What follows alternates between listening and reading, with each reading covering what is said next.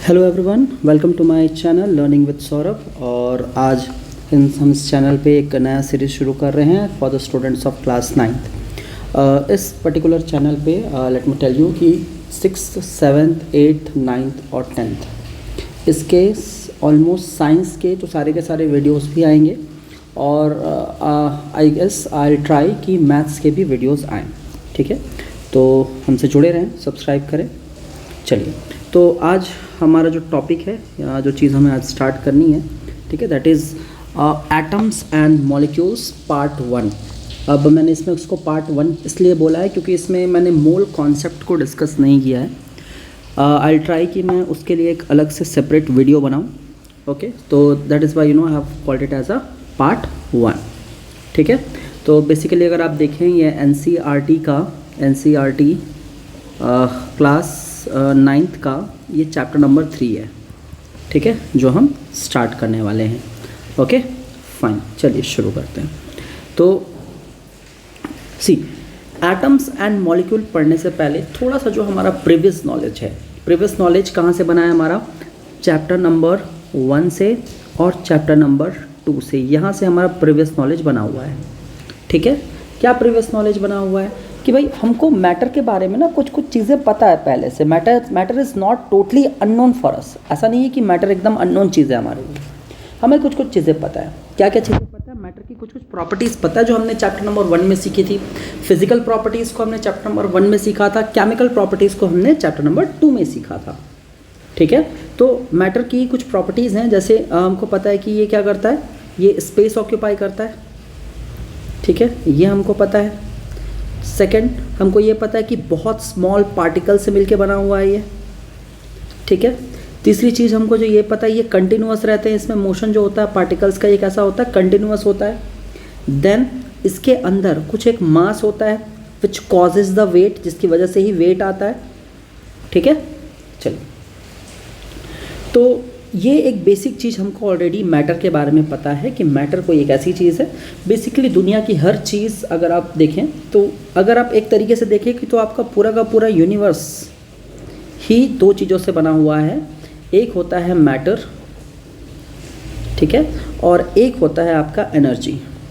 However अभी modern physics में हम एंटी मैटर और डार्क मैटर्स के बारे में भी बात करते हैं। ठीक है, बट उसकी ज़रूरत अभी यहाँ पे है नहीं। तो एक समझने के लिए है ये, इट इज़ नॉट कि यही कॉन्सेप्ट होगा, बट एक समझने के लिए आप समझ सकते हैं कि एक हमारा जो यूनिवर्स है उसमें मोटा मोटा 2 चीज़ें हैं। एक है आपका मैटर और दूसरी है आपकी एनर्जी।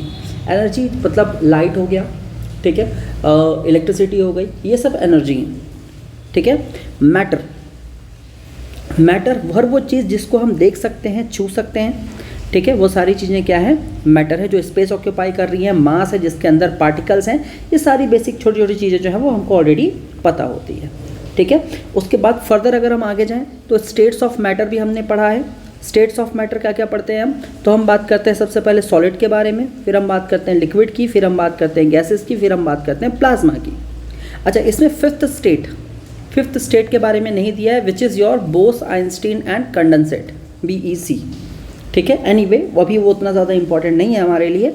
ठीक है, बट आपको इतना पता होना चाहिए कि मैटर जो है वो बेसिकली 3 फॉर्म में तो होता ही होता है, सॉलिड, लिक्विड और गैस, और एक होता है प्लाज्मा, जिसके बारे में भी हमने चैप्टर नंबर 1 में क्लास 9 में पढ़ चुके हैं। ठीक है, ओके, चलिए, अब मैटर के बारे में हम आगे और थोड़ा सा जानते हैं, बट यहाँ पे ना हम थोड़ी सी हिस्ट्री को कनेक्ट करने की कोशिश करते हैं। ठीक है, ये पूरा का पूरा जो वीडियो होने वाला है ना, ये थोड़ा सा मैं फास्ट बोलने की कोशिश करूँगा कि कम से कम टाइम में, मे बी 45 मिनट्स या 1 आवर के अंदर अंदर ये पूरा का पूरा जो लेक्चर है ये ख़त्म हो जाए। देखिए, इसमें मैंने पूरा NCERT कवर किया है, बस मोल कॉन्सेप्ट जो है वो मैंने इसमें कवर नहीं किया है। तो हो सकता है मैं एक अलग वीडियो उसमें लेके आऊँ, या तो एक शॉर्ट्स जैसा मैं क्रिएट करूँगा उसके लिए। चलिए, अब हम बात करते हैं हिस्ट्री की। तो जैसे ही हम हिस्ट्री में आते हैं तो हिस्ट्री में ना हम इंडियन फिलोसोफर्स की जब बात करते हैं, ठीक है, इंडियन फिलोसोफर्स,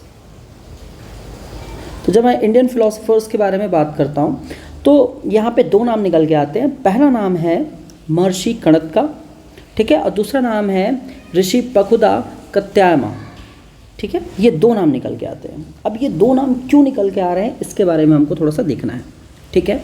तो महर्षि कणद वो पहले व्यक्ति थे जिन्होंने पदार्थ के बारे में बताया था। अब यू मस्ट बी थिंकिंग कि सर ये पदार्थ क्या है। एक्चुअल में जो आज के डेट में हम जिसको मैटर बोल रहे हैं ना, उसी को उस टाइम पे संस्कृत में पदार्थ बोला गया था, या मैं हिंदी में लिख भी देता हूँ, ठीक है। अब मैटर को हम कितना डिवाइड कर सकते हैं, ठीक है, मैटर को हम कितना डिवाइड कर सकते हैं, इस चीज़ का जो इमेजिनेशन था उस टाइम पे महर्षि कणद ने कर दिया था। और आपको जान के बहुत ज़्यादा आश्चर्य होगा कि ये जो मैं बात बता रहा हूँ ये लगभग 500 BC बिफोर क्राइस्ट, ठीक है, मतलब आज से लगभग 2500-2600 साल पहले की बात है ये, ठीक है। तभी महर्षि कणद ने एक मैटर नाम की चीज़ के बारे में बताया था, और ये भी बताया था कि जब ये डिवाइड हो रहा है कि मैक्सिमम इसको कितना डिवाइड कर सकते हैं। तो मैक्सिमम इनको डिवाइड करते करते एक ऐसे जगह पे पहुंचेंगे, या एक ऐसे स्टेट पे पहुंचेंगे जिसको हम बोलेंगे परमाणु। क्या बोलेंगे?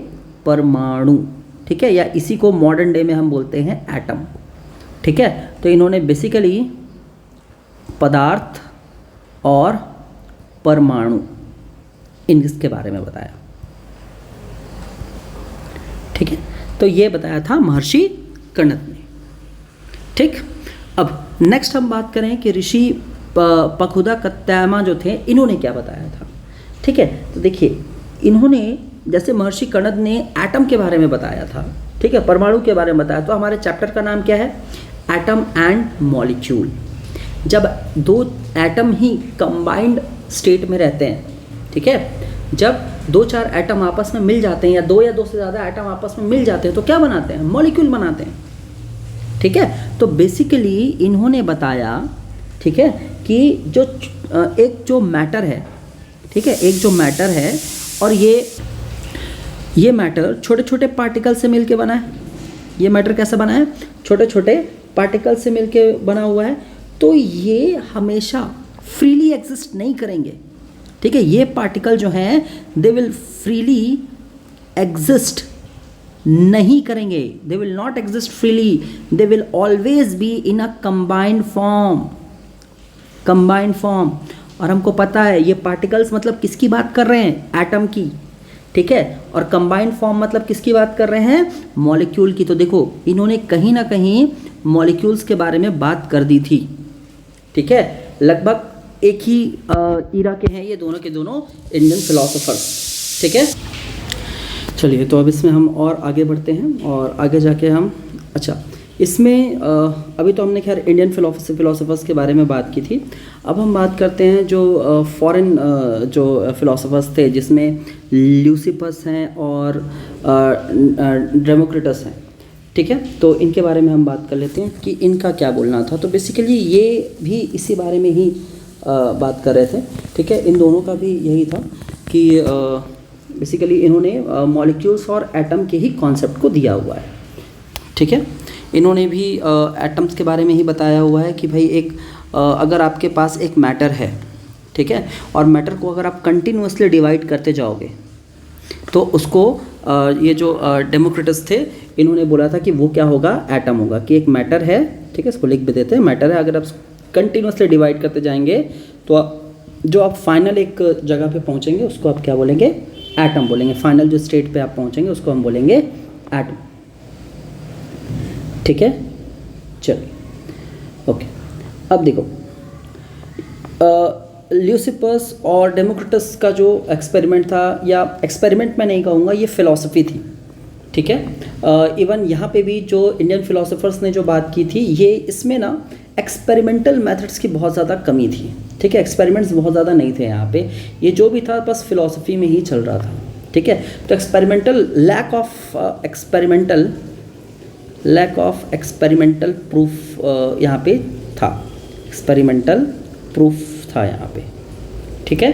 बट ऐसा नहीं था कि ये गलत थी ये चीज़ें, ठीक है। बाद में ये चीज़ें कुछ हद तक सही भी साबित हुई, ठीक है। आगे जरा हम आगे अगर हम देखेंगे, ठीक है, कि लेवोजियर और प्राउस्ट का लॉज आते हैं, ठीक है, तब हमको या जॉन डाल्टन का कॉन्सेप्ट आएगा, वहाँ पे हम जब देखेंगे तब हमको चीज़ें और ज़्यादा क्लियर हो जाएंगी, ठीक है।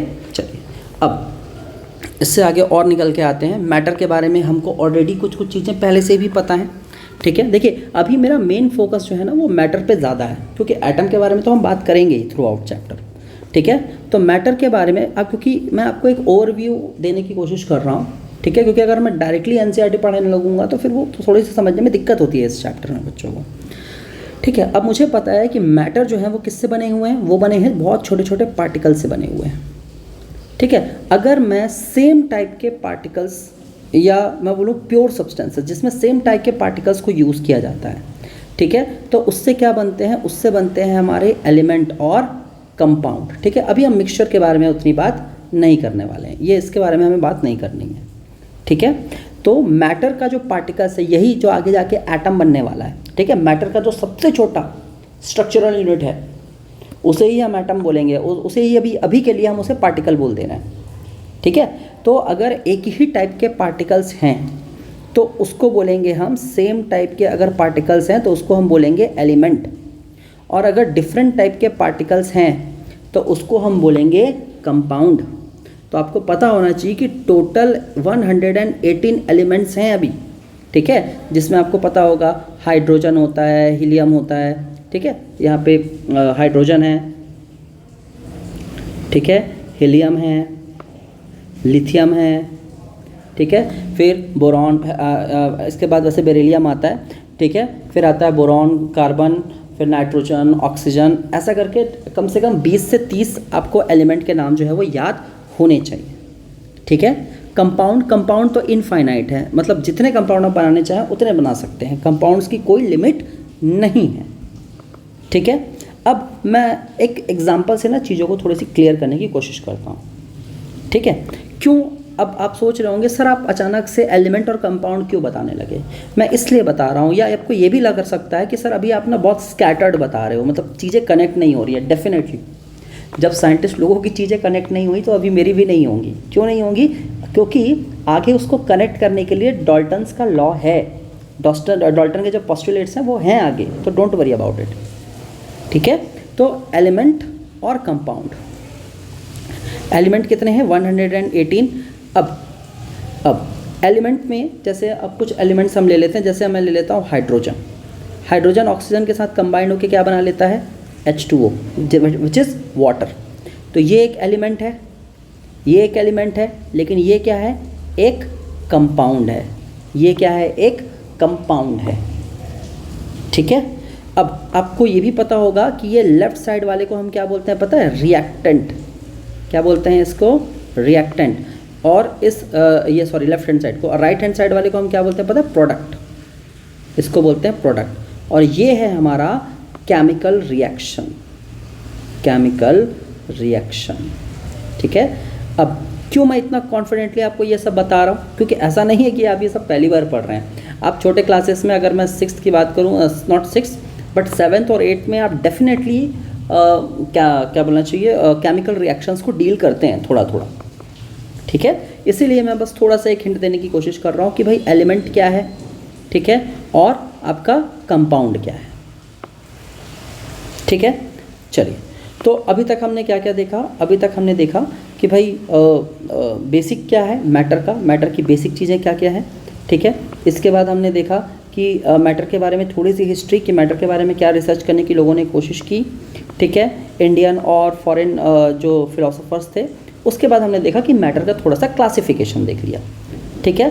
मिक्सचर में हम नहीं गए हैं क्योंकि ऑलरेडी वो पढ़ी हुई चीज़ है, तो उस बारे में हम बाद में बात करेंगे, ठीक। अब जो बहुत इम्पॉर्टेंट टॉपिक है, लॉज ऑफ केमिकल कॉम्बिनेशन। अब आप सोचेंगे सर अचानक से ये क्या टॉपिक आ गया, लॉज ऑफ केमिकल कॉम्बिनेशन क्यों पढ़ रहे हैं। तो देखिए, हमको पता है कि यहाँ पे हाइड्रोजन नाम का एक केमिकल ऑक्सीजन नाम के केमिकल से मिलके वाटर नाम का एक केमिकल बना रहा है ना, मतलब हाइड्रोजन और ऑक्सीजन कंबाइन हुए हैं।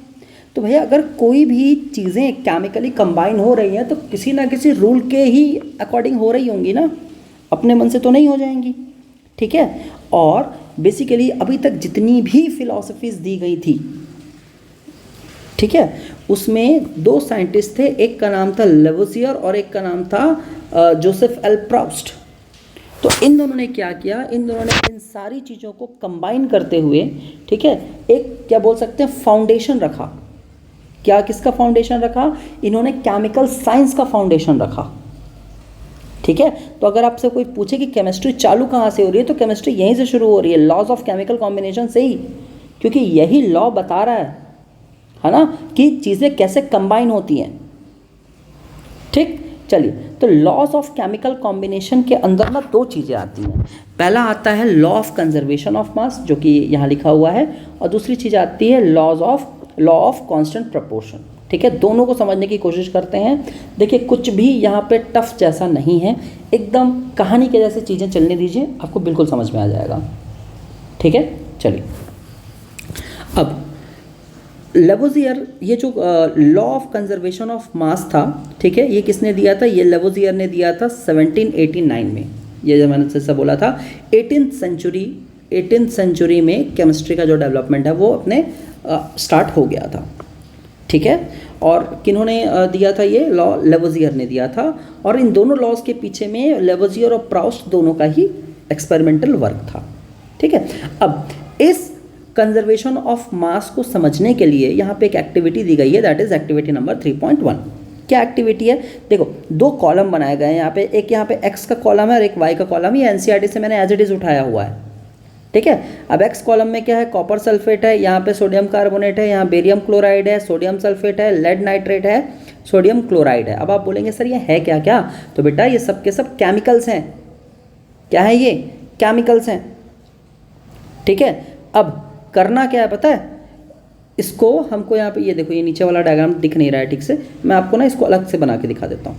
ठीक है, फॉर्म मान लेते हैं, अब मैं कोई भी एक सेट यूज़ कर लेता हूँ। मैं यूज़ कर लेता हूँ ये थर्ड वाला सेट, जिसमें लेड नाइट्रेट और सोडियम क्लोराइड है। ठीक है, तो मेरे पास एक एक्स और एक वाई, दो केमिकल है। मैंने थर्ड वाला कॉम्बिनेशन चूज़ किया है। 1 2 3 में से कोई भी आप एक कर सकते हैं।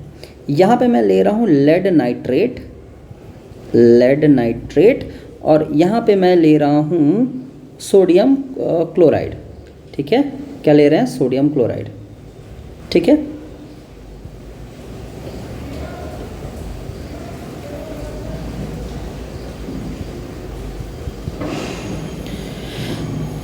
चलो, अब नेक्स्ट हम बात करते हैं कि भाई लेड नाइट्रेट और सोडियम क्लोराइड करना क्या चाह रहे हैं सर आप यहाँ पे। ठीक है, तो देखो, हम ना दो कंटेनर करेंगे। एक बड़ा कंटेनर ले लूँगा, ठीक है, जिसमें मैं डाल देता हूँ वाई का सल्यूशन, लेड नाइट्रेट डाल देता हूँ। ठीक है, और अंदर में एक छोटा कंटेनर लेता हूँ। इस छोटे कंटेनर के अंदर एक्स डाल देता हूँ। ठीक है, एक्स मतलब मेरा हो गया लेड नाइट्रेट, और ये मेरा वाई का मतलब हो गया सोडियम क्लोराइड। अब इसका ना मैं वेइंग करूँगा, वेट मेज़र करूँगा। ठीक है, वेट मेज़र करूँगा। जैसे वेट मेज़र करने के बाद सपोज़ मेरा आंसर आया 50 ग्राम। ठीक है, कितना आ गया? 50 ग्राम। अभी ये दोनों केमिकल अलग अलग हैं, आपस में मिक्स नहीं हुए हैं। ठीक है, लेकिन अगर मैं क्या करूं, अगर अब मैं ये जो y था इसके अंदर y था, और जो इसके अंदर x था, मैं x को भी कुछ इस तरीके से कर दूं। ठीक है, इस तरीके से इसको x को y के साथ मिक्स कर दूं। ठीक है, x और y को दोनों को मिक्स कर दूं। ठीक है, अब मैं इसका वेट करके देखूंगा कि अब इसका वेट कितना आ रहा है। अब मैं वेट करके देखता हूँ, अब भी इसमें 50 ग्राम आ रहा है। ठीक है, तो बिल्कुल 50 ग्राम ही आएगा ना। क्यों? क्योंकि भाई पहले जितना वेट था अभी भी वेट उतना ही रहेगा। ऐसा तो नहीं है कि, अच्छा एक चीज़ और, यहाँ इसको मैं कवर कर देता हूँ, इसको मैं अच्छे से सील टाइट कर देता हूँ कि भाई अगर कोई गैस बन रही है तो गैस भी अंदर ही रहे। जैसे इस एक्सपेरिमेंट में ना यहाँ पे कॉर्क लगाया गया है। कॉर्क क्यों लगाया गया है? ताकि अंदर जो भी गैस है वो बाहर ना आए। ठीक है, तो जो भी अगर केमिकल रिएक्शन होने के पहले, समझिए बात को, केमिकल रिएक्शन होने के पहले जितना मास था, केमिकल रिएक्शन होने के बाद भी उतना ही मास रहेगा। अगर पहले 50 ग्राम था तो बाद में भी 50 ग्राम ही रहेगा। ठीक है, इसमें कोई दिक्कत वाली बात नहीं है। ठीक, चलिए,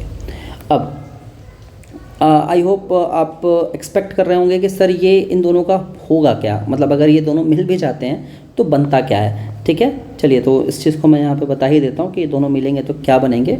ठीक है, यहाँ पे इसको थोड़ा सा मैं रब कर देता हूँ और स्पेस क्रिएट कर लेते हैं।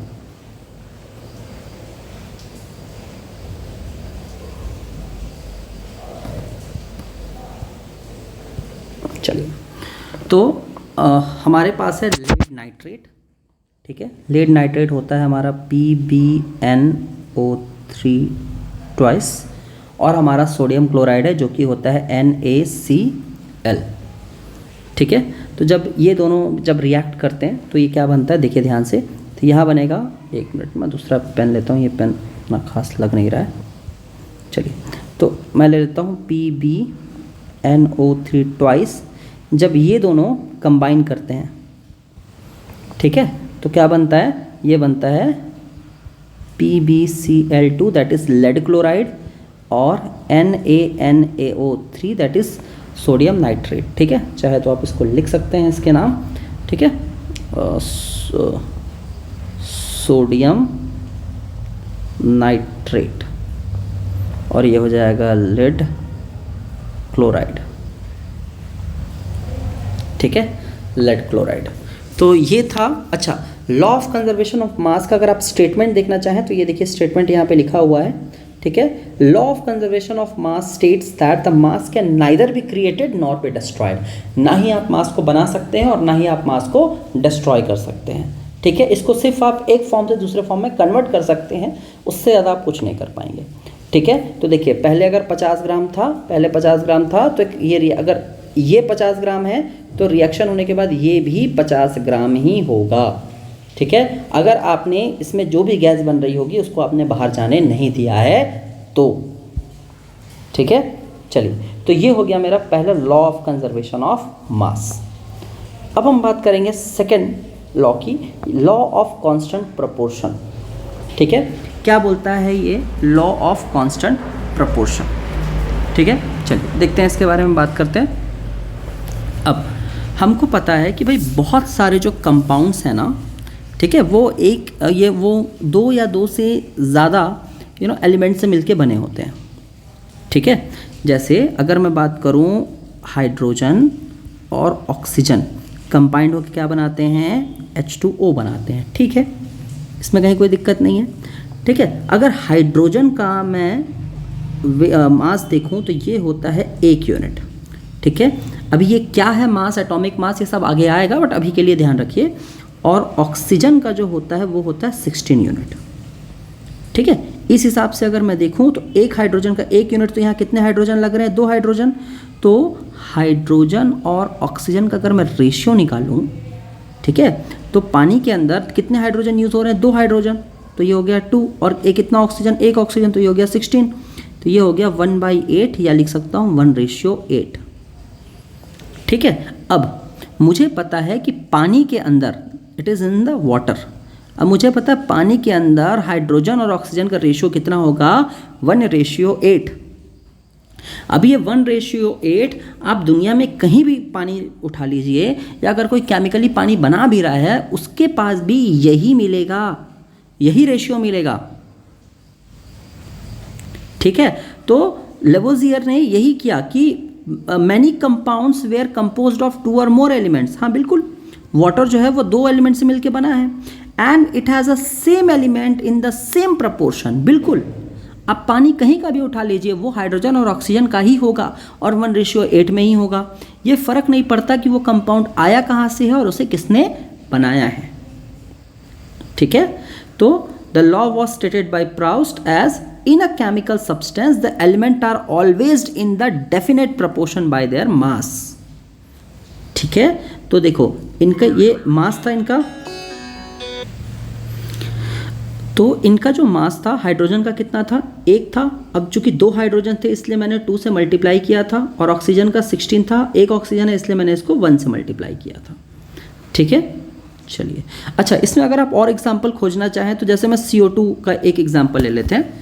ठीक है, CO2 का एक एग्जाम्पल ले लेते हैं। अब CO2 का क्या एग्जाम्पल लेना चाहेंगे, CO2 का एक एग्जाम्पल ले लेते हैं कुछ ऐसा कि कार्बन का एक कार्बन और 2 ऑक्सीजन से मिलके बना हुआ है ये, ठीक है भाई। तो एक कार्बन का मास कितना होता है? एक कार्बन का जो मास होता है ये होता है 12, ठीक है। और एक ऑक्सीजन का होता है 16 यूनिट। तो 2 ऑक्सीजन का कितना हो जाएगा? 2 ऑक्सीजन का कितना हो जाएगा भाई? ये हो जाएगा 32 यूनिट, ठीक है। तो कार्बन टू ऑक्सीजन का अगर मैं रेशियो निकालूं तो कितना आएगा? एक कार्बन लगा है तो 12 और 2 ऑक्सीजन लगा है तो 32। इसको काट देते हैं, ठीक है। तो ये हो जाएगा 3/8 और ये आ जाएगा 3:8। तो याद रखिए CO2, दुनिया में कहीं भी CO2 हो उसमें कार्बन और ऑक्सीजन ही मिलेंगे। एक कहीं भी कार्बन डाइऑक्साइड आप उठा लीजिए, एक कार्बन और 2 ऑक्सीजन ही मिलेंगे, और 2 कार्बन और ऑक्सीजन में 3/8 का उसके मास का प्रपोर्शन होगा, ठीक है। मतलब 3 पार्ट कार्बन होगा और 8 पार्ट जो है वो ऑक्सीजन होगा, ठीक है। चलिए, चाहे तो आप सेम NH3 के लिए भी ट्राई कर सकते हैं, ठीक है। N का जो मास होता है वो होता है 14, जबकि हाइड्रोजन, एक हाइड्रोजन का होता है 1 और 3 हाइड्रोजन का हो जाएगा 3, तो 14:3, ठीक है। ओके, चलिए, तो यहाँ तक चीज़ें आई होप आपको थोड़ी सी समझ में आई होंगी, ठीक है। आगे हम बढ़ते हैं इसी में। अब देखो, अभी तक जितना भी कॉन्सेप्ट हमने पढ़ा, ठीक है, हमने जितनी भी फिलॉसफीज़ के थ्रू जो चीज़ें पढ़ी कि भाई सबसे छोटा जो एटम, अगर मैटर का सबसे छोटा पार्ट है वो एटम है, ठीक है, या लॉज ऑफ केमिकल कॉम्बिनेशन है, या लॉ ऑफ कंजर्वेशन ऑफ मास है, तो अगर ये सब क्या थी? स्कैटर्ड थी, कोई एक फिक्स्ड जगह में, या बोल सकते हैं एक फिक्स्ड लाइनअप में नहीं थी चीज़ें। ऐसा समझ में नहीं आ रहा था कि सब, ऐसा लग रहा था कि अरे रोज़ कुछ नया नया मिल रहा है, ठीक है। बट जॉन डाल्टन जो थे, इसकी देखिए यहाँ पे हमें फोटो भी लगा रखी है, तो जो जॉन डाल्टन थे उन्होंने क्या किया? कुछ पोस्टुलेट्स दिए और लोगों को समझाने की कोशिश की कि यार ये सब अलग अलग चीज़ें नहीं है, एक्चुअल में एक ही चीज़ें हैं, ठीक है। कि अगर कहीं पे भी केमिकल रिएक्शन हो रहा है तो वो मैटर इन्वॉल्व है, मैटर इन्वॉल्व है, मतलब मैटर से ही एलिमेंट्स बने हैं, एलिमेंट से ही कंपाउंड बने हैं, ठीक है। एलिमेंट और कंपाउंड जब कंबाइन हो रहे हैं तो वो दोनों लॉ लग रहे हैं, और एलिमेंट और कंपाउंड का जो सबसे छोटा पार्ट होगा वो एक एटम होगा। तो उन्होंने बताया कि भाई सब चीज़ें ना आपस में कनेक्टेड है, कुछ भी अलग नहीं है, ठीक है। तो इन्होंने ना कुछ पोस्टुलेट्स दिए। क्या दिए? कुछ पोस्टुलेट्स दिए। क्या पोस्टुलेट था देखते हैं। तो पहला पोस्टुलेट जो इनका था वो ये था कि all matter is made up of a very tiny particle called atom, ठीक है, ठीक है। कि एक मैटर जो है, अगर ये एक मैटर है, अगर मेरे पास कोई एक प्लास्टिक की पेन है, जिस पेन में मैं अभी लिख रहा हूँ वो एक प्लास्टिक का स्टाइलस है, तो प्लास्टिक किससे बना है? तो भाई ये कार्बन और हाइड्रोजन से बनता है, ठीक है। तो इसका जो सबसे छोटा पार्ट होगा क्या होगा? वो एक कार्बन का एटम होगा या एक हाइड्रोजन का एटम होगा, ठीक है, फाइन। चलो, तो या अगर मेरे पास एक आयरन की रॉड है, ठीक है, अगर मैं मान लेता हूँ कि भाई मेरे पास ना एक आयरन की रॉड है, तो आयरन की रॉड में जो सबसे छोटा, सबसे नॉन डिविजिबल और जिसको डिवाइड नहीं कर सकते, वो पार्टिकल क्या होगा पता है? एटम। क्या होगा? एटम, ठीक है। तो एनीवे, इनके जो पोस्टुलेट्स हैं मोस्टली आगे जाके गलत हो गए थे, तो अब क्वेश्चन नहीं उठेगा सर पढ़ा क्यों रहे हो अगर गलत है तो, ठीक है। देखो बेटा, पहली बात पहले ये तो पढ़ो कि डेवलपमेंट कैसे हुआ, ठीक है। बाकी की चीज़ें तो हम बाकी समझेंगे, ठीक है। चीज़ों का डेवलपमेंट का जो क्रोनोलॉजी है ना वो समझना बहुत ज़्यादा ज़रूरी होता है, ठीक है। चलिए, कि कैसे कैसे कॉन्सेप्ट बनता है ये जानना ज़रूरी है, ठीक। All matter is made up of very tiny particle, sorry, that is called as atom. बिल्कुल, एक एटम, एक मैटर जो है उसका सबसे छोटा जो पार्ट है, जो सबसे छोटी यूनिट होगी वो क्या होगी? एटम होगी। उसके बाद एटम्स आर इनडिविजिबल, एटम्स को और डिवाइड हम नहीं कर पाएंगे, ठीक है, और ना ही हम इसको क्रिएट कर पाएंगे, ना ही हम इसको डिस्ट्रॉय कर पाएंगे। तो आपको पता है ये क्या बता रहा है? ये एक्चुअल में बता रहा है लॉ ऑफ कंजर्वेशन ऑफ मास, ठीक है। कि भाई ना ही आप एटम, आप हमने वहाँ पढ़ा था ना कि भाई मैटर को ना ही क्रिएट कर सकते, ना ही, तो मैटर बना किससे है? मैटर तो एटम से ही बना है। तो जब मैटर को क्रिएट और डिस्ट्रॉय नहीं कर सकते तो मैटर किससे बना है? एटम से। तो एटम को भी आप क्रिएट और डिस्ट्रॉय नहीं कर सकते, है ना। चलो, अब atom of a given element are identical in mass and chemical properties, ठीक है। अब फॉर एग्जांपल, अगर मेरे पास ठीक है। अगर मेरे पास एक कंटेनर में ऑक्सीजन गैस है, ठीक है, ऑक्सीजन गैस है, ऑक्सीजन गैस है मतलब इस कंटेनर में खाली ऑक्सीजन ऑक्सीजन ऑक्सीजन ही तो होंगे, है ना। और ये सारे ऑक्सीजन जो हैं इनकी सारी प्रॉपर्टीज़ कैसी होंगी, सेम होंगी, ठीक है, इनकी सारी प्रॉपर्टीज़ क्या होंगी, सेम होगी। ऐसा तो नहीं है कि एक ऑक्सीजन दूसरे ऑक्सीजन से डिफर हो जाएगा, ठीक है। चलो अब या अगर मेरे पास कार्बन है, ठीक है, अगर मेरे पास कहीं कार्बन है तो कार्बन सबका उसका एटॉमिक नंबर एटॉमिक मास सब सेम ही होना चाहिए, ठीक है। तो ये एक चीज़ थी। अब देखो जो पहला वाला जो पार्ट था ना कि a matter is made up of very tiny particles that is called as atom, ये वाला बात तो ठीक था। एटम्स आर इनडिविजिबल, ये वाली बात में आ गई दिक्कत। क्यों दिक्कत आई, क्योंकि भाई एटम भी अब डिवाइड हो सकता है, ठीक है। आगे जाके आप पढ़ेंगे कि एटम को हम 3 सब एटॉमिक पार्टिकल में डिवाइड करते हैं, दैट इज प्रोटॉन, इलेक्ट्रॉन और न्यूट्रॉन, ठीक है। तो ये वाला पार्ट जो है वो आगे जाके गलत होगा। अब atoms of a given element are identical, ठीक है। अब ये ज़रूरी नहीं है, क्यों ज़रूरी नहीं है पता है, क्योंकि कार्बन हमको पता है एक कार्बन C12 भी होता है, एक कार्बन C13 भी होता है और एक कार्बन C14 भी होता है, ठीक है। तो तीनों कार्बन एलिमेंट ही हैं, लेकिन तीनों की प्रॉपर्टीज जो है वो थोड़ी थोड़ी अलग हैं, ठीक है। अच्छा, atoms of a different element have a different masses and different chemical properties. हाँ बिल्कुल, अगर H2O है तो H2O में हाइड्रोजन का अलग मास और प्रॉपर्टी होगा, ऑक्सीजन की अलग मास और प्रॉपर्टी होगी, ये बात एकदम सही है, ठीक है। अब atom combine in the ratio of small whole number to form the compounds, ठीक है। अब इस चीज़ को समझिए, अगर कोई भी जैसे यहाँ पे हाइड्रोजन और ऑक्सीजन कंबाइन हो रहे हैं तो क्या मैं ऐसे बोल रहा हूँ क्या कि अरे आधा ऑक्सीजन कंबाइन हो रहा है ना, या अरे पौने 2 हाइड्रोजन कंबाइन होगा, ऐसा बोलूँगा क्या? नहीं, ये हमेशा होल नंबर में रहेगा। सीधा बोलेंगे भाई 2 हाइड्रोजन है 1 ऑक्सीजन है, दैट्स इट, ठीक है। तो ये हमेशा होल नंबर में रहेगा, आप कोई भी कंपाउंड उठा के देख लीजिए, ठीक है। चलिए, the relative number of a kinds of atoms are constant in a given compound. इसका मतलब अब देखिए, यही था वो केमिकल जो था ना प्रपोर्शन वाला, ठीक है। तो वो वाला वो जो पर्टिकुलर या लॉ ऑफ केमिकल कॉम्बिनेशन जो था, ठीक है, जिसमें हम फिक्स्ड प्रपोर्शन में रहता है बोलते हैं, ठीक है, लॉ ऑफ केमिकल कॉम्बिनेशन, ये वही बता रहा है ये, ठीक है, लॉ ऑफ केमिकल कॉम्बिनेशन को ही बता रहा है ये, ठीक है। कि अगर पहले अगर आपने 2 हाइड्रोजन और 1 ऑक्सीजन को जोड़ा है तो H2O ही तो बनेगा, अपने मन से 4 ऑक्सीजन नहीं आ जाएगा या अपने मन से 10 हाइड्रोजन नहीं आ जाएगा, जितना इनिशियल रहेगा उतना ही फाइनल है, ठीक है। अगर 1 कार्बन और 2 ऑक्सीजन को जोड़ोगे तो CO2 ही बनेगा, CO4 5 नहीं बन जाएगा, ठीक। तो ये थी डाल्टन की atomic theory. However most of the postulates जो थे वो आगे जाके कैंसल आउट हो गए, मतलब आगे जाके उनको गलत प्रूफ किया गया, ठीक है। चलिए,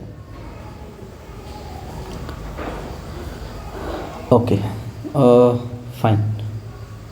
नेक्स्ट अब हम आ जाते हैं, यहाँ पे एक क्वेश्चन है, ठीक है। अब ये वाला जो पहला वाला जो क्वेश्चन है ना, ये लॉज ऑफ केमिकल कॉम्बिनेशन पे है ना, केमिकल कॉम्बिनेशन वाला जो लॉ है ना उस पे बेस्ड है ये वाला, ठीक है। चलो, तो क्या बोलता है ये कि in a reaction 5.3 gram of sodium carbonate, ठीक है, सोडियम कार्बोनेट है, सोडियम कार्बोनेट, ठीक है। सोडियम कार्बोनेट कितना है भाई? 5.3 ग्राम है, ठीक है। Is reacted with 6 gram of acetic acid, ठीक है। ये किसके साथ रिएक्ट कर रहा है? ये रिएक्ट कर रहा है एसिटिक एसिड, एसिटिक एसिड, जो कि कितना है? 6 ग्राम। अच्छा, अब मिल के बना क्या रहे हैं दोनों? ये मिल के दोनों बना रहे हैं क्या? कार्बन डाइऑक्साइड, ठीक है, कार्बन डाइऑक्साइड, ठीक है, प्लस ये बना रहे हैं वाटर, और प्लस ये बना रहे हैं सोडियम एसीटेट, सोडियम एसीटेट, ये लिखा हुआ है पूरा यहाँ पे, ठीक है। चलिए, चाहे तो मैं इसका रिएक्शन भी लिख दूंगा, जिनको रिएक्शन चाहिए होगा रिएक्शन भी लिख दूंगा मैं। अच्छा, कार्बन कितना है, कार्बन डाइऑक्साइड कितना है, ये है 2.2 ग्राम। पानी कितना है आपका 0.9 ग्राम। और सोडियम एसिटेट है आपका 8.2 ग्राम। तो क्वेश्चन देख लेते हैं क्या बोल रहा है। Observation show that these observation are in agreement with the law of conservation of mass. अच्छा सॉरी, ये केमिकल कॉम्बिनेशन वाला नहीं है, ये कंजर्वेशन ऑफ मास, मैंने गलत बोल दिया था, कंजर्वेशन ऑफ मास पे है। ठीक है, अब कैसे ये कंजर्वेशन ऑफ मास पे, चलिए ठीक है, कंजर्वेशन ऑफ मास पे है तो हम इसको इस तरीके से कर लेते हैं। ठीक है, तो कंजर्वेशन ऑफ मास पे है तो हम पहले देख लेते हैं ना रिएक्टेंट साइड पे कितना है। तो 6 + 5.3 कितना होता है भाई, ये होता है 11.3। ये हो गया मेरा लेफ्ट हैंड साइड पे, है ना। अब मैं राइट हैंड साइड पे देख लेता हूँ। राइट हैंड साइड पे जो मेरे प्रोडक्ट्स हैं उसमें कितना है 2.2 + 0.9 + 8.2। इन सबको जोड़ूंगा अभी तो कितना आता है मेरा 11.3 ग्राम। ठीक है, कितना आता है 11.3 ग्राम। मीन्स मेरा LHS जो है वो RHS के बराबर है। और ये मेरा conservation of mass, that is mass can never be created nor be destroyed. ना ही हमने क्रिएट किया ना ही हमने डिस्ट्रॉय किया, और ये कंजर्वेशन ऑफ मास को बिल्कुल फॉलो कर रहा है। LHS = RHS। आई होप इतनी बात आपको समझ में आ गई होगी। ठीक है, चलो अब ये वाला क्वेश्चन देख लो, सेकंड क्वेश्चन, कि hydrogen and oxygen combine in the ratio of 1:8। ये तो हमने पढ़ा था ना अभी। ठीक है, अगर आपको याद होगा, ये देखिए यहाँ पे देखिए पढ़ा है ना हमने, हाइड्रोजन और ऑक्सीजन जो है वो 1:8 में कंबाइन होते हैं। ठीक है, अच्छा ये है जो अभी मैं शायद गलती से बोल दिया था। ठीक है, लॉ ऑफ कांस्टेंट प्रपोर्शन वाला जो था वो सेकंड क्वेश्चन था, फर्स्ट नहीं था।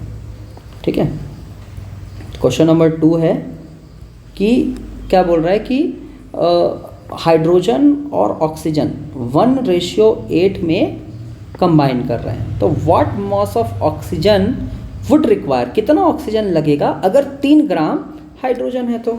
अरे भाई अगर 3 ग्राम हाइड्रोजन है, ठीक है, तो यहाँ भी 3 को मल्टीप्लाई करिए ना, तो ये कितना आ जाएगा 24। तो कितना ऑक्सीजन लगेगा हमको लगेगा 24 ग्राम ऑक्सीजन, दैट्स इट। ठीक है, चलिए बाकी ये तो थ्योरी क्वेश्चन है, इसको ट्राई करिएगा। ओके, नाउ जो हमारा मेन टॉपिक है आज का, दैट इज एटम। ठीक है, एटम के बारे में थोड़ा सा डिस्कस करते हैं कि एटम है क्या। वैसे तो आपको अभी तक समझ में आ गया होगा कि एटम क्या है, कि एटम जो है वो it is a building block. Atom क्या है, it is a building block of a matter. किसी भी मैटर का क्या है, ये एक बिल्डिंग ब्लॉक, या आप बोल सकते हैं स्मॉलेस्ट यूनिट। क्या है, ये एक स्मॉलेस्ट यूनिट है। ठीक है, अब ये बोल सकते हैं कि सर इसको मेज़र कैसे किया जाए, how can we measure it. देखो, इसको मेज़र करने के लिए ना हम नैनोमीटर का यूज़ करते हैं। किसका यूज़ करते हैं, नैनोमीटर। अब क्वेश्चन ये उठता सर नैनोमीटर है क्या, तो 1 मीटर तो समझ में आता होगा आप लोग को। ठीक है, 1 मीटर, ठीक है, 1 मीटर कितना होता है भाई, है ना। 1 मीटर मतलब 100 सेंटीमीटर, मतलब एक एडल्ट इंसान के लगभग 1 हाथ के बराबर। ठीक है, तो अगर मैं 1 मीटर है मेरे पास, ठीक है, मैं मान लेता हूँ कि ये इतना मेरा अगर 1 मीटर है, और इसको मैं कितने पार्ट्स में डिवाइड करूँ पता है, तो इसको मेरे को डिवाइड करना पड़ेगा इतने पार्ट्स में। ठीक है, तो ये कितना हो जाएगा 1000, 10,000, लाख, 10 लाख, करोड़, 10 करोड़, लगभग ये आपका 100 करोड़।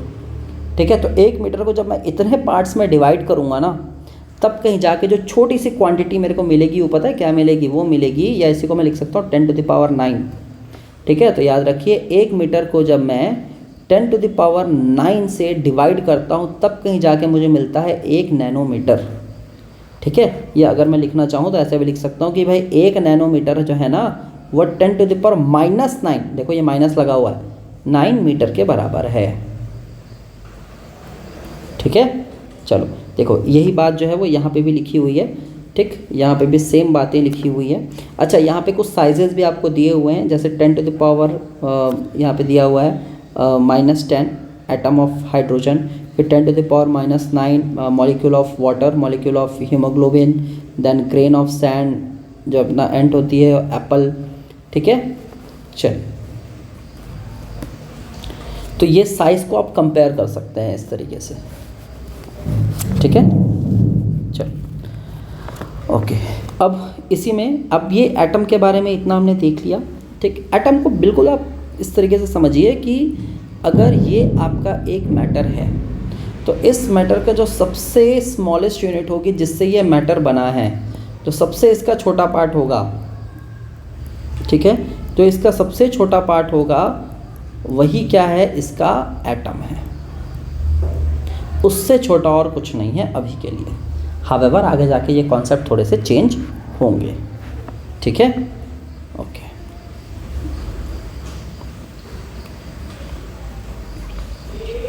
अब डाल्टन वो पहले साइंटिस्ट थे जिन्होंने सिंबल का यूज़ किया था एलिमेंट्स के लिए, ठीक है। जैसे हाइड्रोजन को उन्होंने ऐसा दिखाया था, फास्फोरस के लिए ये था, ठीक है, कॉपर के लिए कुछ ऐसा था, गोल्ड के लिए कुछ ऐसा था, कार्बन के लिए ऐसा, सल्फर, लेड, ठीक है, और ऑक्सीजन, आयरन, इस तरीके से।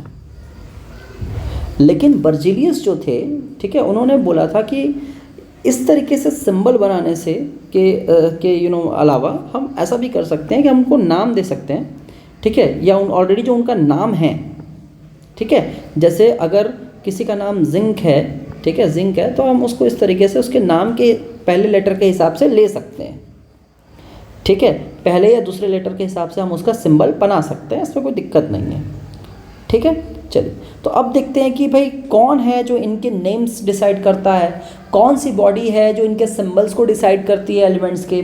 तो उस बॉडी का नाम है IUPAC या IUPAC भी इसको बोला जाता है। हर टीचर अलग अलग तरीके से इसको प्रोनाउंस करते हैं, तो इसमें परेशान होने वाली बात नहीं है। ये क्या है, international union of pure and applied chemistry, ठीक है। जैसे कि आप देखिए, अब ये क्यों बनाया गया, ये क्यों इसलिए बनाया गया, क्योंकि देखिए पहली बार जब नाम रख रहे थे ना, तो नाम जगह, भाई जिस जगह पे वो एलिमेंट बना उसके हिसाब से नाम रख दे रहे थे। जैसे यहाँ पे देखिए साइप्रस, ठीक है, तो कॉपर का नाम कहाँ से लिया गया, साइप्रस से लिया गया था, ठीक है, कलर के हिसाब से लग दे रहे थे। तो गोल्ड का नाम किससे लिया गया, इंग्लिश में उसका मतलब होता है येलो, ठीक है। तो अब चूँकि यूनिफॉर्मिटी बनी रहे, एक इंटरनेशनल क्या बोलना चाहिए, साइंटिस्ट लोगों का एक ऑर्गेनाइजेशन है, ठीक, जो ये डिसाइड करता है कि भाई किस तरीके से हम सिंबल्स को रखेंगे, ठीक है।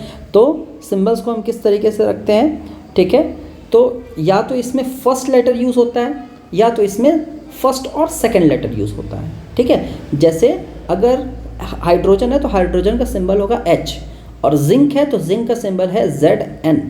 तो या तो पहला लेटर या तो पहला और दूसरा लेटर, और पहला लेटर हमेशा अपर केस में रहेगा, जबकि दूसरा लेटर जो है वो किस में रहेगा, आपका स्मॉल में रहेगा, ठीक है।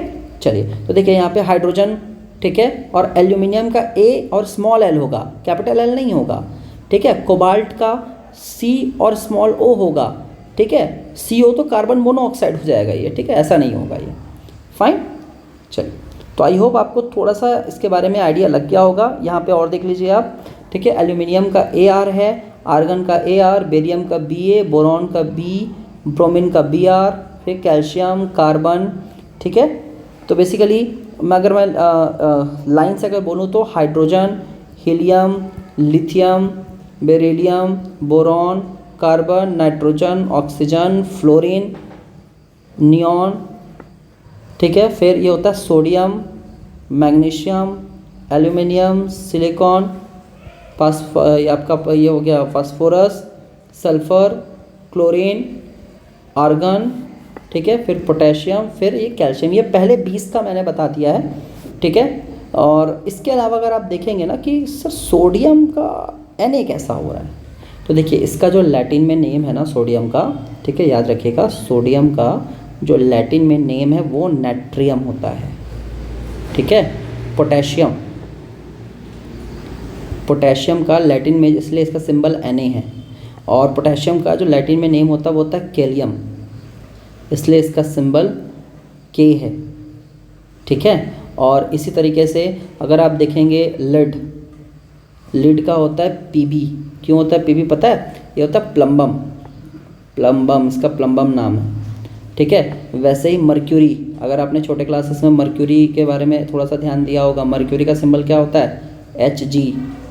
क्यों होता है? ये होता है हाइड्राजीरम, हाइड्राजीरम, ठीक है। वैसे ही आयरन, Fe, फेरम, ठीक है। सिल्वर, सिल्वर, सिल्वर का क्या है देखिए, Ag। क्यों है Ag? Ag Og है ना, लोजी सोनोजी वाला नहीं है ये है अर्जेंटम, ठीक है। उसके बाद आपका गोल्ड, ठीक है। गोल्ड का होता है Au मतलब औरम, है ना, औरम। कई सारे ज्वेलरी शॉप्स का भी नाम होता है औरम, ठीक है। चलिए, तो यहाँ तक आपको एटम के बारे में आइडिया लग गया और हर एलिमेंट के जो एटम का सिंबल होता है। देखिए, अगर कहीं पे, क्यों ये सिंबल बनाने के पीछे का लॉजिक समझिए, क्यों अचानक से ये टॉपिक निकल के आ गया कि अगर मैं कहीं पे लिख रहा हूँ क्लोरीन का Cl, इसका मतलब है कि वहाँ पे क्लोरीन का एक एटम है।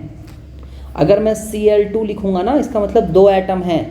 तो सिंबल का एक मतलब है, उसको लिखने के पीछे में एक सेंस है, लॉजिक है, ऐसे ही नहीं चल रही हैं चीज़ें, ठीक है। तो आई होप ये चीज़ आपको थोड़ी सी समझ में आई होगी। चलिए, अब हम नेक्स्ट टॉपिक जो हमारा बात करने वाले हैं, जो कि बहुत ही ज़्यादा इंपॉर्टेंट टॉपिक है, दैट इज़ एटॉमिक मास, ठीक है। एटॉमिक मास अपने आप में बहुत ही ज़्यादा एक इम्पॉर्टेंट टॉपिक है और इसको हमको बढ़िया से समझना है, ठीक है। चलिए, अब यहाँ पे आप देख रहे हैं कि यहाँ पे मैंने ना एक तराजू रखा हुआ है, ठीक है। तराजू या वेट मेज़र करने की मशीन रखी हुई है, ठीक है। क्यों रखा हुआ है, ठीक है। अगर आप, ठीक है, एटॉमिक मास, ठीक है, मास मेज़र करना मतलब एक तरीके से आप ये समझ रहे हैं कि भाई वो कितना भारी है, इस बात को पता करना, ठीक है। तो अगर मैं फॉर एग्ज़ाम्पल मैं मार्केट गया और मार्केट से मैंने कुछ आलू ख़रीद लिए, ठीक है, कुछ आलू ख़रीद लिए और मैंने उसको बोला कि भाई एक केजी आलू दे। तो उसने क्या कर दिया, 1 केजी का यहाँ पे क्या रखेगा, वो बाट रखेगा। बाट समझते हैं? बाट, या इसको वेट बोलते हैं, ठीक है। इंग्लिश में वेट बोलते हैं, हिंदी में बाट बोलते हैं। तो 1 केजी का बाट रखेगा। जब ये दोनों बराबर बराबर हो जाएंगे, एक दूसरे के पैरेलल आ जाएंगे, तो बोलेगा लो या हो गया 1 किलो। तो यार कौन बताएगा कि ये 1 किलो ही है ना। तो हमने क्या लिया, हमने एक नोन वेट से क्या किया, समझिए बात को, एक नोन वेट से एक अननोन वेट को निकालने की कोशिश किया, अननोन वेट को मेज़र किया। वेट से के अलावा मैं अगर मैं मास बोलूँ तो ज़्यादा बेटर रहेगा यहाँ पे, ठीक है। मास को मैंने मेज़र किया, ठीक है। एक नोन मास से मैंने क्या किया, मैंने नोन मास को मेज़र किया। इसी नोन मास को मैं बोल देता हूँ स्टैंडर्ड मास है ये मेरा, ये एक स्टैंडर्ड है ना। 1 केजी स्टैंडर्ड मास मेरे पास था, 1 किलो का बाट था मेरे पास, उससे मैं किसी भी चीज़ को मेज़र कर सकता हूँ। मैं आलू, शक्कर, जो चाहिए मेरे को मेज़र करने का, मैं 1 किलो तक का मेज़र कर सकता हूँ। मेरे को 1.5 किलो बोलेगा, मैं यहाँ पे आधा किलो का और बाट चढ़ा दूंगा एक, है ना। तो किसी भी चीज़ को मेज़र करने के लिए क्या चाहिए होता है, एक स्टैंडर्ड चाहिए होता है या एक रेफरेंस चाहिए होता है। क्या चाहिए होता है, एक रेफरेंस चाहिए होता है। वैसे ही एटॉमिक मास को भी जब हमको मेज़र करना होता है ना, तो हमको क्या चाहिए रहता है, एक रेफरेंस चाहिए। तो ये रेफरेंस कितना लिया जाता है पता है, ये रेफरेंस लिया जाता है कार्बन 12 के मास का, C12, ठीक है। कार्बन 12 हम मानते हैं कि एक कार्बन C12 नाम का एक कार्बन है जिसका एक एटम, ठीक है, इसको ऐसा लिख लेता हूँ, 1 एटम ऑफ C12 कार्बन, ठीक है, 1 एटम ऑफ C12 कार्बन, इसका जो मास है ना, ये कितना है, 12। अच्छा, एटॉमिक मास की जो यूनिट होती है ना, ये होती है AMU, या इसी को बोलते हैं एटॉमिक मास यूनिट, ठीक है। अच्छा, कहीं कहीं पे अब आप AMU नहीं देखेंगे, अब खाली आप U देखेंगे। जैसे अभी मैं यहाँ पे 12U लिखने वाला हूँ, तो U का मतलब होता है यूनिफाइड मास, यूनिफाइड मास। IUPAC ने अब यूनिफाइड मास इसको बोलते हैं, AMU अब इसको नहीं बोला जाता। तो याद रखिए, एक एटम C12 का जो मास है वो कितना है, 12 यूनिट, ठीक है। एक एटम C12 का जो मास है वो कितना हो जाएगा, 12 यूनिट, 12 यूनिफाइड मास, ठीक है। तो अगर मुझे पता करना है कि सर एक यूनिफाइड मास कितना होता है ना, एक यूनिफाइड मास कितना है, ये अगर मुझे पता करना है तो ये क्या करूँगा मैं, 12 को इससे डिवाइड करूँगा तो ये हो जाएगा 1/12 इंटू 1 एटम ऑफ C12, है ना। कार्बन 12 वाला अगर मेरे पास मटेरियल है, उसका एक एटम के मास को मैं 12 से डिवाइड कर दूं तो मुझे मिल जाएगा एक यूनिफाइड मास। देखो कुल मिला के हम क्या लेना चाह रहे हैं, हम लेना चाह रहे हैं रेफरेंस, ठीक है। क्या लेना चाह रहे हैं हम, रेफरेंस लेना चाह रहे हैं। अगर ये डिस्कशन आपको यहाँ पे क्लियर नहीं हो पा रहा है तो कोई बात नहीं, आगे हमारे पास ना एक एग्जाम्पल है, उसको हम थोड़ा सा ध्यान से देखते हैं, ठीक है, उसको हम ध्यान से देखते हैं। चलिए क्या है हमारे पास वो एग्जाम्पल, तो देखिए एग्जाम्पल क्या है हमारे पास कि हम मान लेते हैं ना, मेरे पास एक बड़ा सा ये क्या है, एक वाटरमेलन है, तरबूज जिसको हम बोलते हैं, ठीक है। मेरे पास क्या है, एक बड़ा सा एक वाटरमेलन है, ठीक है, जिसको हम क्या बोल रहे हैं, तरबूज बोल रहे हैं, ठीक। अब ध्यान से देखिए, हम मान लेते हैं कि सपोज इसका कुछ वेट है, हम मान लेते हैं कुछ ये है 72 kg के आसपास। इस पूरे का वेट कितना है, 72 kg के आसपास का है, ठीक है। अब इसका वेट अगर 72 kg के आसपास है, इसको मैं क्या कर रहा हूँ पता है, 12 पार्ट्स में डिवाइड कर रहा हूँ, काट रहा हूँ 12 पार्ट्स में। तो आप एक बात बताइए, एक पार्ट का वेट कितना निकल के आएगा। आप बोलोगे sir 72 divided by 12 that is 6, ठीक है भाई, 72 ग्राम ले लेते हैं इसको, केजी नहीं लेता अभी के लिए, ठीक है, बहुत ज़्यादा होता है 72 kg, ठीक। चलिए, और एक्चुअली 72 ग्राम बहुत कम हो जाएगा, बट ठीक है, इट इज़, चलते हैं अभी, कोई बात नहीं, 6 ग्राम। तो एक जो स्लाइस निकल के आ रहा है ना, उसका कितना वेट निकल के आ रहा है, वो आ रहा है मेरा 6 ग्राम के आसपास, ठीक है। अब ये मेरा 6 ग्राम क्या बन गया पता है, ये मेरा 6 ग्राम बन गया मेरा रेफरेंस।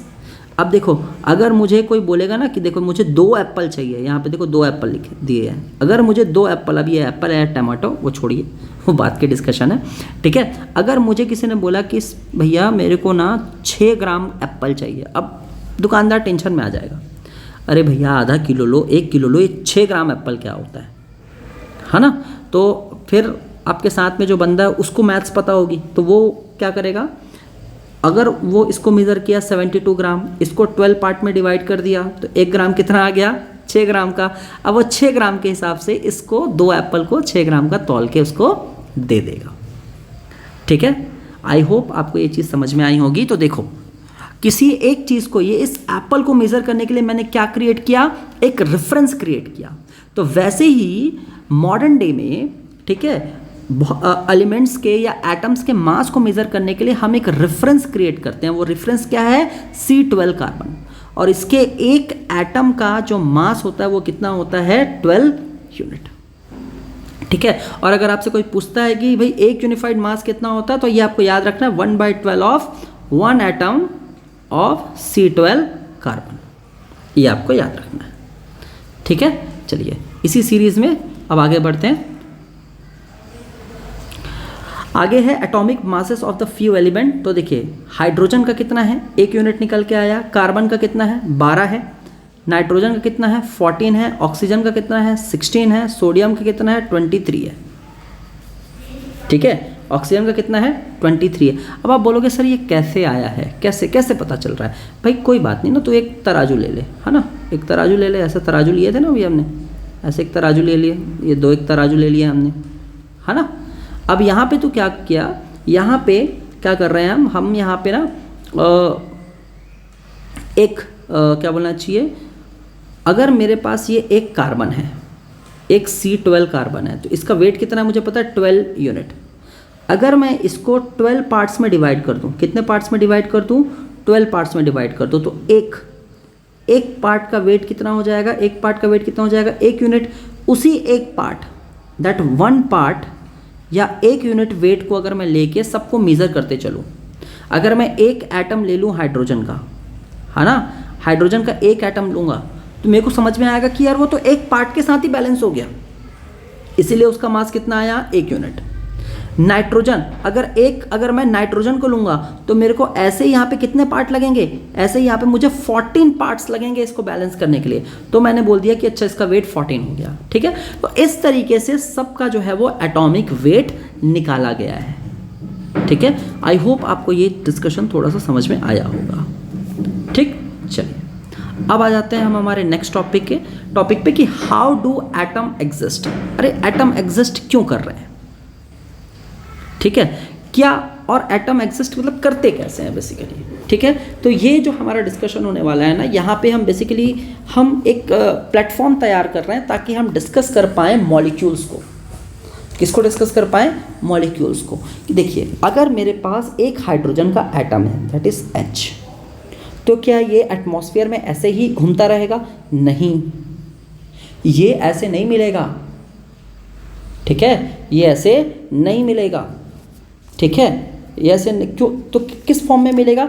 ये कंबाइंड मिलेगा भाई, ग्रुप में रहेगा, ग्रुप बना के रहेगा, अकेले नहीं रहेगा, ठीक है। वो जो मैंने स्टार्टिंग में बताया था ना, इंडियन फिलोसोफर वकुधा कत्यायमा, ठीक है, उन्होंने यही तो बताया था कि पार्टिकल कंबाइंड स्टेट में रहते हैं ना यार, ठीक है। तो H अकेला नहीं रहेगा, ये H अपने साथ एक और H पकड़ेगा, H2 बनाएगा, हाइड्रोजन गैस है ये, ठीक है। तो याद रखो जब एटम सिंगल नहीं रह पाते, देखो कुछ रहते भी हैं, ऐसा नहीं कि कोई नहीं रह सकते, जैसे क्लोरीन आपको सिंगल मिल जाएगा, आर्गन आपको सिंगल मिल जाएगा, लेकिन ऑक्सीजन आपको सिंगल नहीं मिलेगा, आपको O2 मिलेगा या तो O3 मिलेगा, या तो 2 ऑक्सीजन साथ में मिलेंगे या 3 ऑक्सीजन साथ में मिलेंगे।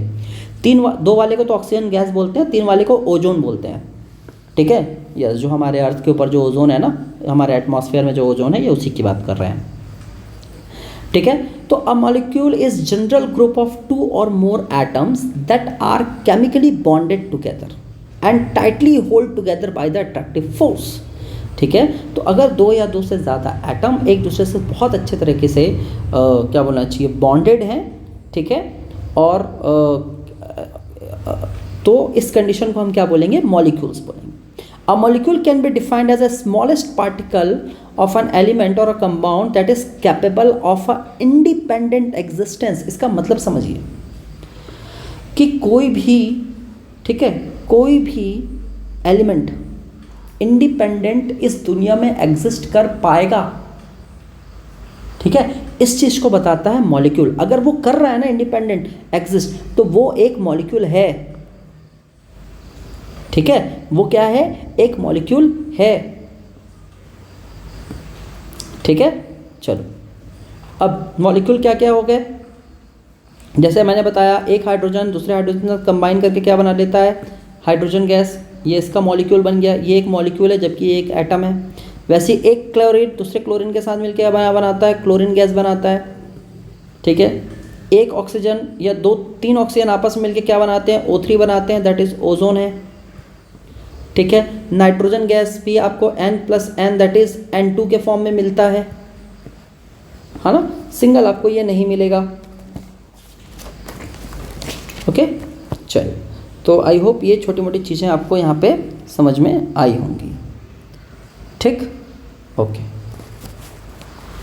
अब हमको यहाँ पे ना मॉलिक्यूल के अंदर 2-3 चीज़ें समझनी है, ठीक है। वैसे तो देखो यहाँ पे हमने बहुत सारे वैसे एग्जांपल्स को डील किया हुआ है, ठीक है। ये एक पेज को हम छोड़ते हैं, हम नेक्स्ट पेज में आते हैं। अब मॉलिक्यूल्स ना 2 टाइप के होते हैं, मॉलिक्यूल्स ऑफ एटम और मॉलिक्यूल्स ऑफ कंपाउंड, ठीक है। मॉलिक्यूल्स ऑफ एटम का मतलब क्या? अभी देखिए जैसे H और H कंबाइंड होकर H2 बनाया, N और N कंपाउंड होकर N2 बनाया, O और O कंपाउंड होकर O2 या O3 बनाया, तो ये क्या बना रहा है? ये एटम आपस में कंबाइन हो रहे हैं, ठीक है। मॉलिक्यूल्स ऑफ एटम, ये एक एटम का मॉलिक्यूल बन रहा है। अब मॉलिक्यूल्स ऑफ कंपाउंड का मतलब क्या है? अगर एक हाइड्रोजन एटम, ठीक है, अगर एक हाइड्रोजन एटम, ठीक है, 2 ऑक्सीजन के साथ कंबाइन करके क्या बना रहा है? H2O। तो ये H2O क्या है? It is a molecule of a compound. H2O एक कंपाउंड है और उस कंपाउंड का पानी का जो सबसे छोटा पार्ट आप फिजिकली फील कर पाओगे ना, जो फिजिकली इस दुनिया में एग्जिस्ट कर रहा है, वो H2O है और वो एक मॉलिक्यूल है। आप उसके अंदर का हाइड्रोजन और ऑक्सीजन को अलग से फील नहीं कर सकते, ठीक है। तो याद रखिए मॉलिक्यूल्स को हमने दो पार्ट में डिवाइड किया है, मॉलिक्यूल्स ऑफ एटम्स और मॉलिक्यूल्स ऑफ कंपाउंड्स। ठीक है, चलिए अब नेक्स्ट हमको बात करनी है एटॉमिसिटी के बारे में। ठीक है, अब एटॉमिसिटी क्या होता है?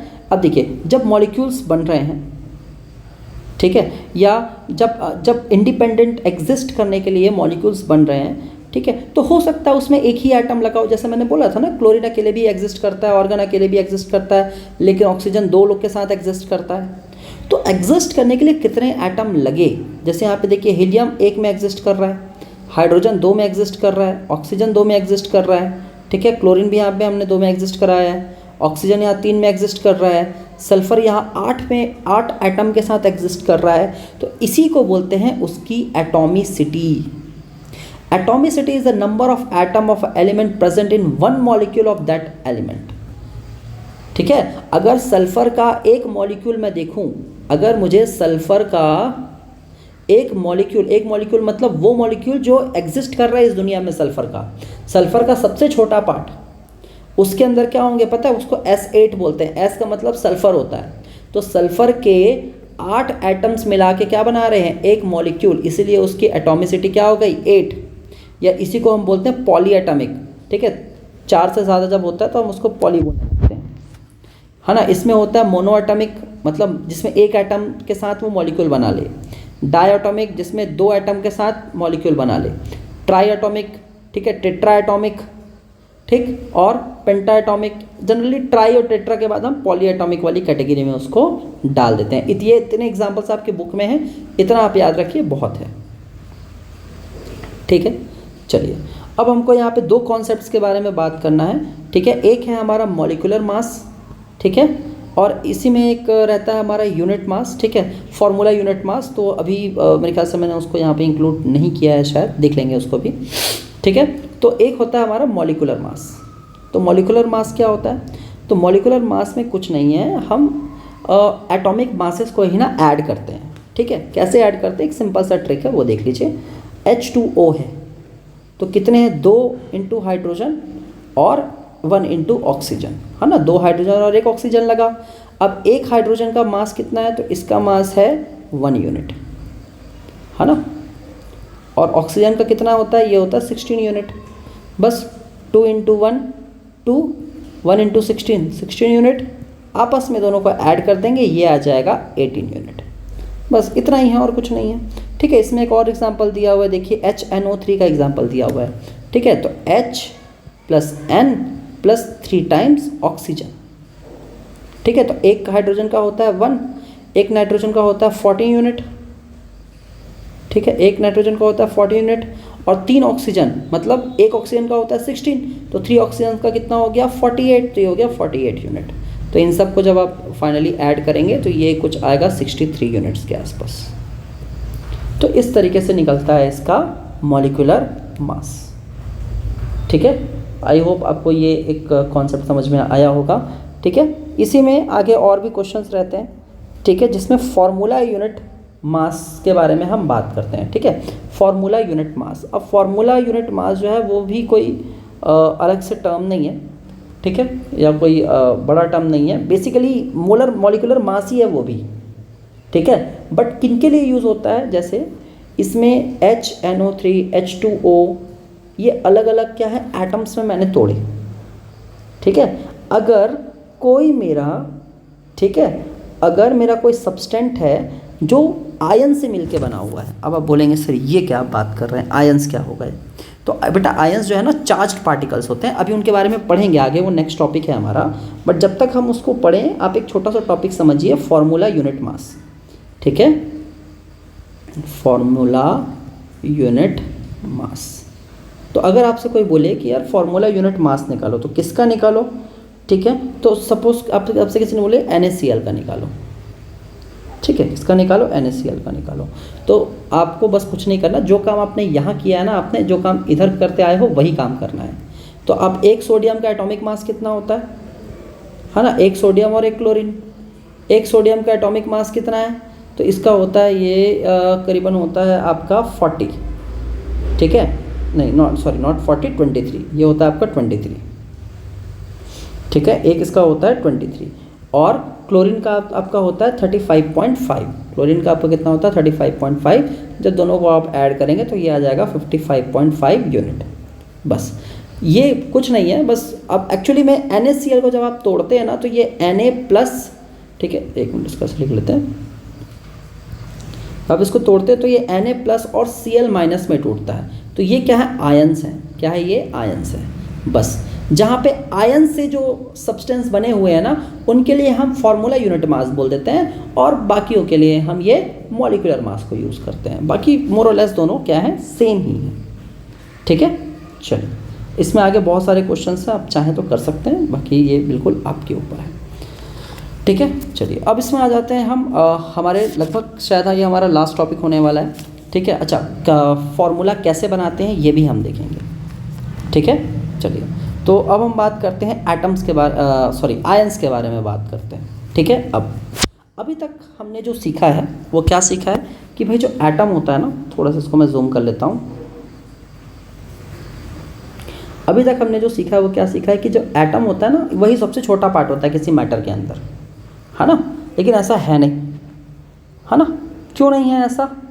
ऐसा इसलिए नहीं है क्योंकि एटम के अंदर भी अगर एटम को आप तोड़े ना तो इसके अंदर सब एटॉमिक पार्टिकल होते हैं जिसको हम बोलते हैं प्रोटॉन, और एक होता है हमारा न्यूट्रॉन, ठीक है, और एक होता है हमारा इलेक्ट्रॉन। ठीक है, अगर मैं चार्जेस की बात करूँ तो प्रोटॉन के अंदर +1 चार्ज होता है, इलेक्ट्रॉन के अंदर -1 चार्ज होता है, और न्यूट्रॉन न्यूट्रल होता है, इसके अंदर 0 चार्ज होता है।